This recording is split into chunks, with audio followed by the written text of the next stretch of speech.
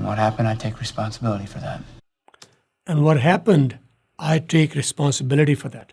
And what happened, और जो हुआ, I take responsibility for that. उसकी मैं जिम्मेदारी लेता हूँ.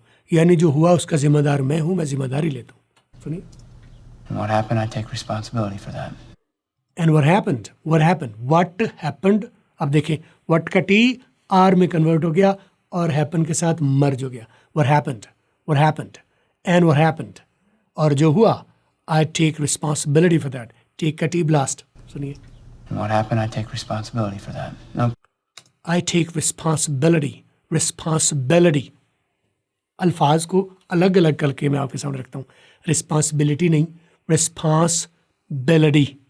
रिस्पॉन्सिबिलिटी. सुने. And what happened, I take responsibility for that. Responsibility for that. जो हुआ मैं उसका जिम्मेदार हूँ, मैं उसकी जिम्मेदारी कबूल करता हूँ. आपकी अंग्रेजी की जिम्मेदारी मैं कबूल करता हूँ. आई एम अंग्रेजी वाला. Follow for more videos.